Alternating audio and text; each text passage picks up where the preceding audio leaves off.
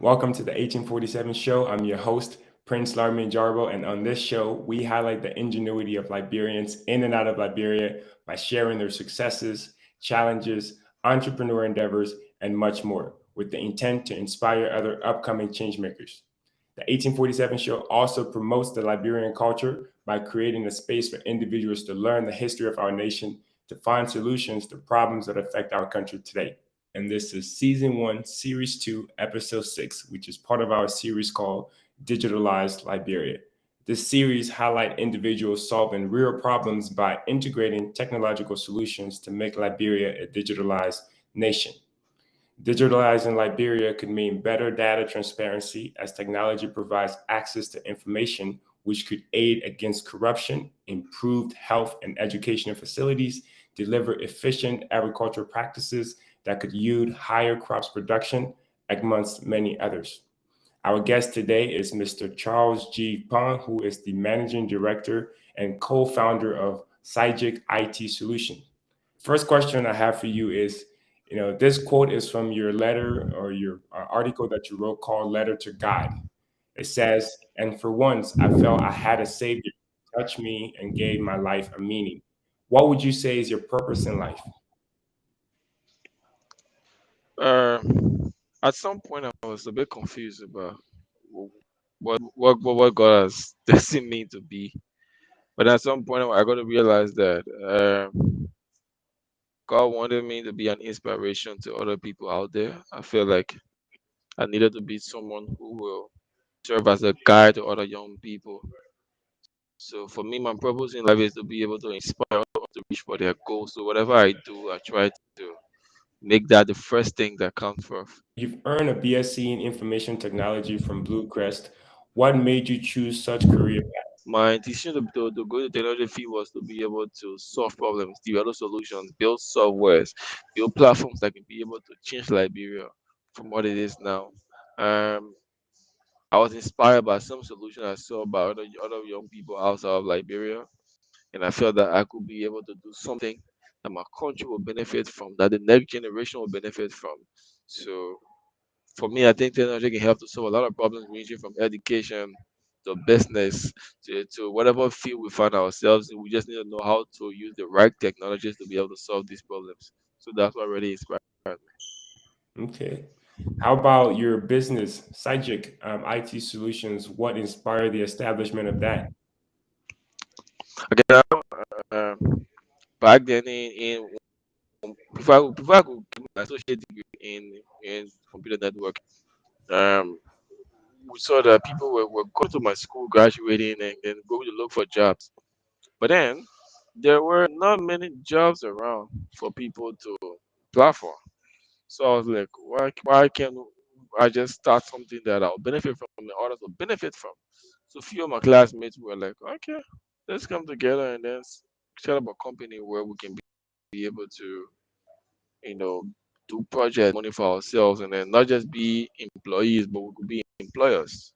So we thought about it, but then it didn't come to fruition at the time until we were opportune to take part in this hackathon.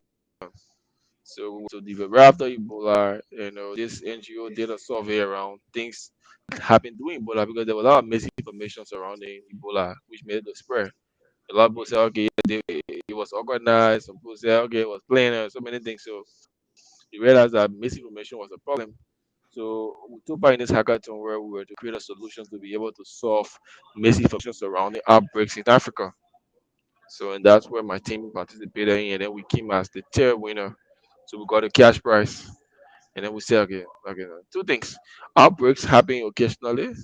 So if we spend this money just to work on this platform, and then after outbreak, I mean, this platform become completely useless. So what we're going to do is we're going to form a company with some of this money and then use some of the money to work on the platform. So what happens is that even when the platform is not generating finance, the company can fund the platform. So we split the money and then form the company.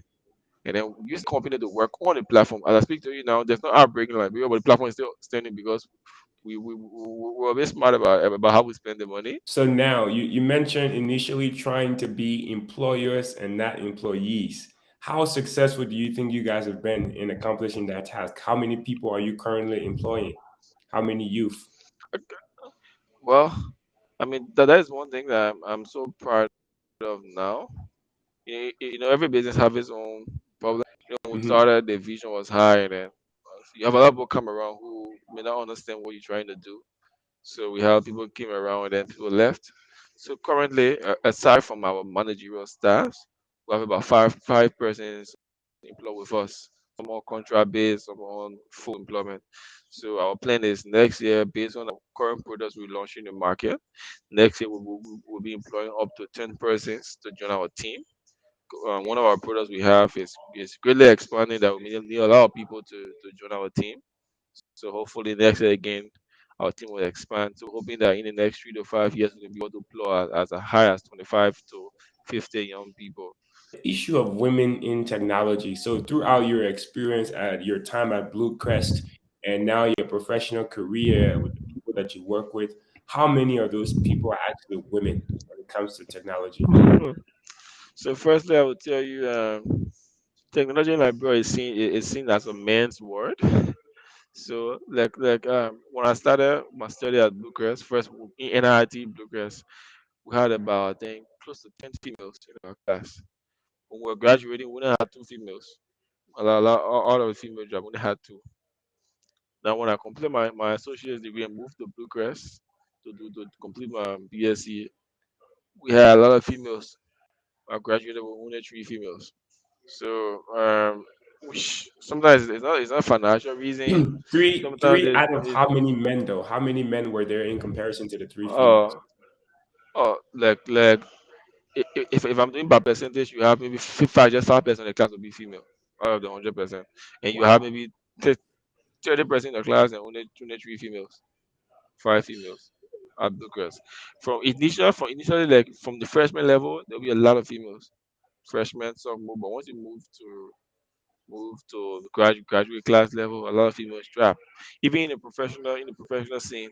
I mean, recently we've seen some females coming up to the tax to be able to work their way up, but then we still need to encourage females to get into the field. And it was amazing to know that the first computer programmer was a female that worked that worked. So a lot of females don't know this thing. So one of the things that I've noticed that has not helped females entering that field or staying in that field is the issue of culture. So a lot of the environments that females find themselves in when it comes to IT are very toxic. So these men that are good at what they do are talking down on these women. Hey, what are you doing here? This is not a place for you. You know, what do you need to do? Even if the woman is qualified, they still talk down. And I've had people know people personally that are in the field that have had these experiences. They are not. Their work are not appreciated because they're a woman. They will create a software, even if it's the best software, it wouldn't be accepted because it's a woman. So, what is your business and other initiatives that you've started? What are you guys doing to make sure that the culture, the working culture, the environment is healthy enough and supports women to come in and be retained as well? If you see my profile, I don't know if you've come across it. You see that I was a member of the Liberia Information Technology Students Union, and at my time in Bucharest, I served as the chapter chair because the organization have chapters in every university that offer technology. So I was the chair there, and then they don't want to move on to the national body where I serve as the training director. Now, and then the last president, I mean, I say the current president of the organization that is full of men is a female. The current president is a female. And I was one of those who ensured that our president was secure and then she made it through. And one person who don't see that females should be separated from what's going on now. Right, I've seen a lot of females who have done. If you check out, the president of the student is called Josephine Cognon, very good friend of mine. We ensure that she served an organization that have had two male presidents, and she served all the. She was the president for all the IT students in Liberia. That's how powerful she is. And then it's just now we're going election where she's turning over now to the next president might be a male or female. And in our constitution, we insisted that every political party that will contest for presidency must be gender balanced. It's part of the policy of the election. So it's where I'm serving as one of the election commissioners to ensure that works. So I'm one person who believes that We should give them opportunity, but I don't mean that we should force people into it. Yeah, I don't mean that we should force females because if you force them, they go out the world. There's a problem. But if they understand what they're going in, then they go into it, then it's good. So I try to talk to people, educate people on the importance, and then yeah.